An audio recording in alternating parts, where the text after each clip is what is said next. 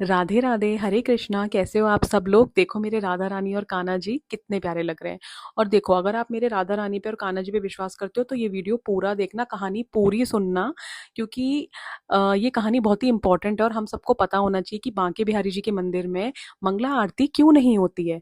तो होता ऐसा था कि एक टाइम पर बांके बिहारी जी के मंदिर के बाहर एक भक्त सेवा किया करता था, मतलब कि झाड़ू पोछा जो भी आने जाने वाले लोग होते थे वो उनको राधे कृष्णा हरे कृष्णा बोला करता था। बहुत अच्छा था वो, सबकी बहुत अच्छे से सेवा करता था। कान्हा जी की भी बहुत मानता था, बहुत भक्त था वो उनका। तो हुआ ऐसा कि पंडित जी उससे खुश हो गए, उन्होंने सोचा कि चलो इसको कोई और काम दे देते हैं। तो उसने क्या काम दिया, पंडित जी ने उनको बोला कि आप ना गाय चराइए जाके सुबह शाम। तो उसने बोला कि मैं तो सिर्फ ठाकुर जी की सेवा करता हूँ, मैं तो सिर्फ बिहारी जी की सेवा करता हूँ, मैं कोई और काम नहीं करूंगा। तो पंडित जी ने बोला कि तो बिहारी जी की ही गायें हैं ये जो आपको मैं चराने के लिए बोल रहा हूँ, तो आप चले जाइए। तो वो मान जाता है, क्योंकि वो बिहारी जी की गायें थी, तो वो सोचता है कि चलो भाई ये तो ठाकुर जी का ही काम हुआ।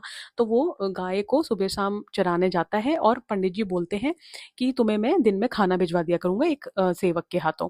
तो ऐसे ही दिन बीतने लग जाते हैं। एक दिन ऐसा होता है कि खाना नहीं आता। भक्त तो मतलब गाय चराने गया होता है, बट दिन में खाना ही नहीं आता, काफी देर हो जाती है। तो उसको थोड़ा सा गुस्सा आने लगता है, पर वो सोचता है क्या पता लेट हो गया हो। फिर पीछे से एकदम से आवाज आती है और कोई कहता है लो तुम्हारा खाना आ गया, खा लो। तो पीछे मुड़ के देखता है, पर कोई था नहीं, पर एक लाल वस्त्र में खाना रखा होता है।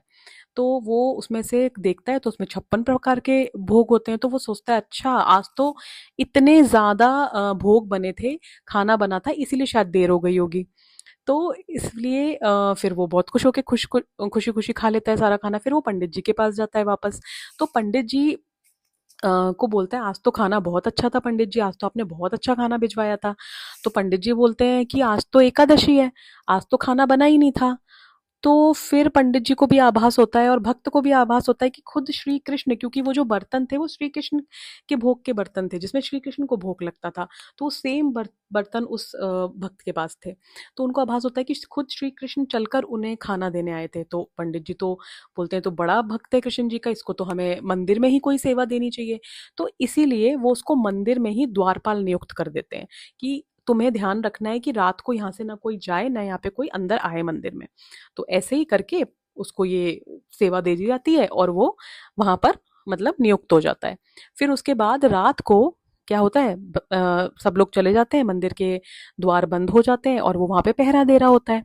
फिर कान्हा जी आते हैं, भाई कान्हा जी को तो निधिवन जाना होता है। तो कान्हा जी रात को आते हैं बांके बिहारी जी और बोलते हैं दरवाजा खोलो, मुझे जाना है। तो वो भक्त होता है, वो तो सच्चा भक्त होता है, वो कहता है नहीं नहीं, मुझे तो पंडित जी ने मना किया, ना कोई यहाँ आना चाहिए ना कोई यहाँ से जाना चाहिए। तो कान्हा जी बोलते हैं अरे भाई पर मैं तो जाऊंगा ना, मुझे तो जाने दो, मेरा तो जाना जरूरी है। तो वो बोलता है नहीं नहीं आप नहीं जा सकते हो, आपको अंदर ही रहना पड़ेगा, आप अभी बहुत रात हो गई है, आप सो जाओ।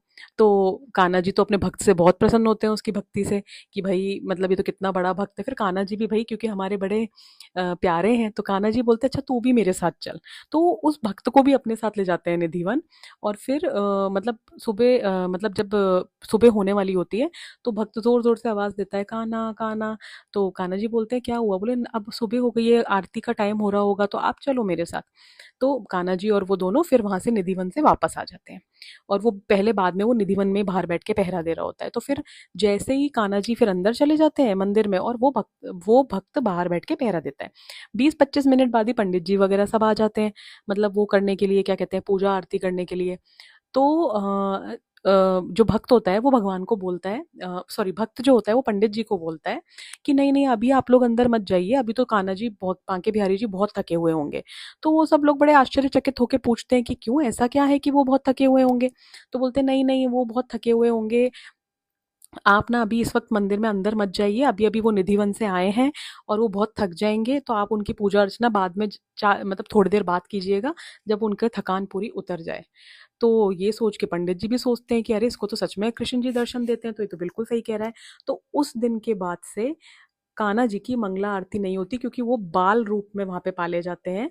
तो इसीलिए उनकी आरती जब बिल्कुल सूर्य चढ़ जाता है तब उनकी पूजा होती है। और सिर्फ पूरे साल में एक दिन, जन्माष्टमी वाले दिन उनकी मंगला आरती होती है। बाकी किसी दिन भी मंगला आरती वहां पे बांके बिहारी मंदिर में नहीं होती है। तो यही उसके पीछे कहानी है। और अगर आपको मेरी कहानी अच्छी लगी तो लाइक करना और मेरे चैनल को सब्सक्राइब जरूर करना। राधे राधे, जय श्री कृष्ण, बांके बिहारी लाल की जय।